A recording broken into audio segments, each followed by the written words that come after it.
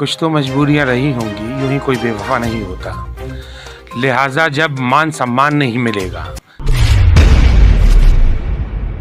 आप उनको उनका हक नहीं दोगे तो वो आवाज भी ना करें तो विद्रोह तो होगा ही होगा। और यही विद्रोह है जो आज सड़कों पर नजर आ रहा है। जो सरकार का जितने भी इनके वादे थे वो सब तो ठप हो गए। उसके बाद इनका जो एक झूठ था वो अब जनता के सामने खुल चुका है।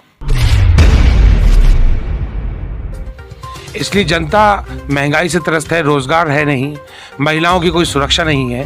तो ये अब जनता जब सत्ता जो है वो परिवर्तन चाहती है तो उसे कोई रोक नहीं सकता।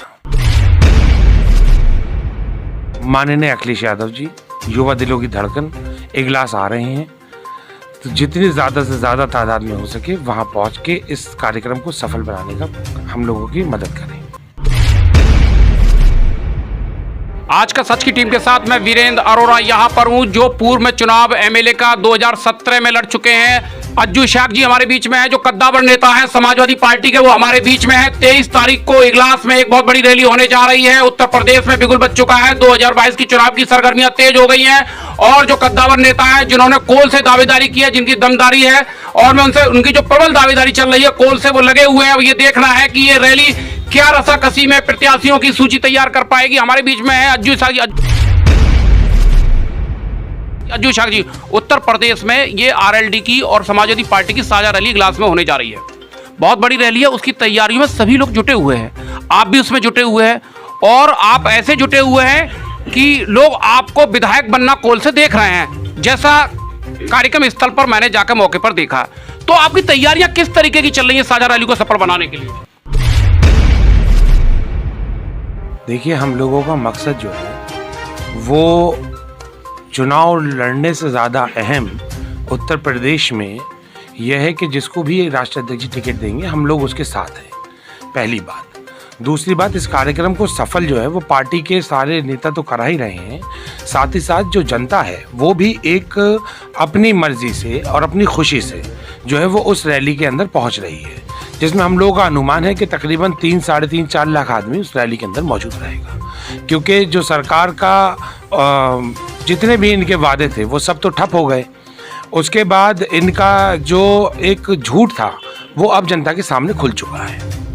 इसलिए जनता महंगाई से त्रस्त है, रोजगार है नहीं, महिलाओं की कोई सुरक्षा नहीं है।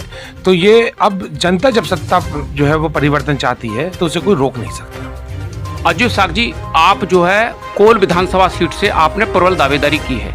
आपकी तैयारियां किस तरीके की हैं? आप अगर आपको एमएलए का टिकट मिला तो?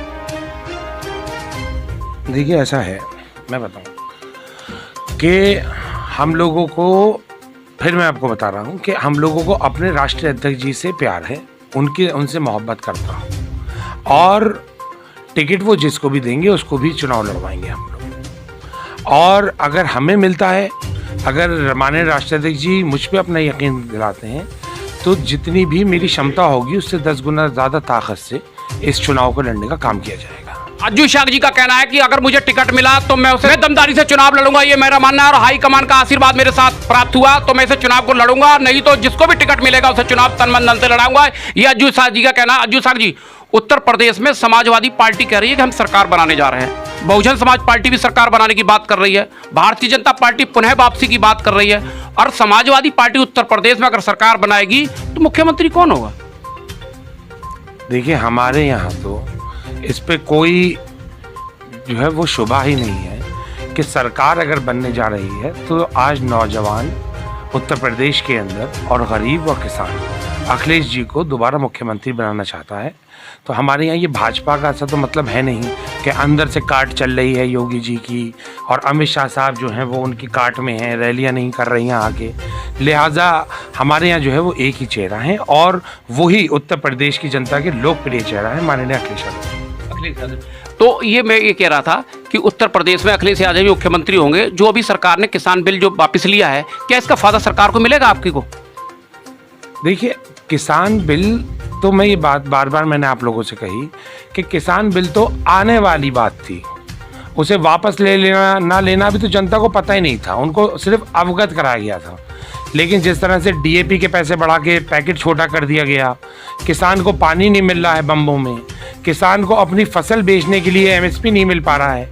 लिहाजा मुद्दे किसान के लिए ये हैं कि गांव में आपने एफआईआर करा रखी हैं बिजली के नाम पे। ये सारी जो चीज़ें हैं जिसकी वजह से किसान परेशान है, वो मुद्दे हैं। किसान बिल वापस लेना तो ये साफ दर्शाता है कि जो बात हमारे राष्ट्रीय अध्यक्ष जी ने पहले जिस बात पे आपत्ति जताई थी, उस पर भाजपा को कदम पीछे लेना पड़ा। उन्होंने अपने उद्योग व्यापारी दोस्तों को समझाया होगा कि उत्तर प्रदेश का चुनाव हो जाए, हम फिर से बिल पास कर देंगे। अज्जू जी, अभी जो है आपकी जो समाजवादी पार्टी है उसने ऐसे दल को अपने साथ शामिल किया है जो पूर्व में भारतीय जनता पार्टी के साथ था। तो ये जो दल आपके साथ आ रहे हैं, इसका पूरा आपको फायदा मिलेगा या नहीं मिलेगा? ये दल जो आपके साथ आ रहे हैं गठबंधन, कुछ तो मजबूरियां रही होंगी, यूं ही कोई बेवफा नहीं होता। लिहाजा जब मान सम्मान नहीं मिलेगा और एक ही जात की राजनीति होगी और जो वादे किए गए थे उन पिछड़ों से, उन लोगों से जब रोजगार की बात करी गई थी, जब आप उनको उनका हक नहीं दोगे तो वो आवाज़ भी ना करें, तो विद्रोह तो होगा ही होगा। और यही विद्रोह है जो आज सड़कों पर नजर आ रहा है। तो ये जो 23 तारीख को जो रैली हो रही है और जो जनता से आप क्या आह्वान कर रहे हैं 23 तारीख की रैली में पहुंचने के लिए? जनता से आह्वान बस इतना है कि उनके लोकप्रिय नेता, महबूब नेता माननीय अखिलेश यादव जी, युवा दिलों की धड़कन, इजलास आ रहे हैं, तो जितनी ज़्यादा से ज़्यादा तादाद में हो सके वहाँ पहुँच के इस कार्यक्रम को सफल बनाने का हम लोगों की मदद करें। अज्जू शाह जी का कहना है कि जो 23 तारीख को इजलास में जो रैली होने जा रही है उसको सफल बनाने के लिए मैंने कार्यकर्ताओं से आह्वान किया कि अधिक से अधिक संख्या में इजलास पहुंचे। देखते रहिए आज का सच, हर खबर सच के साथ।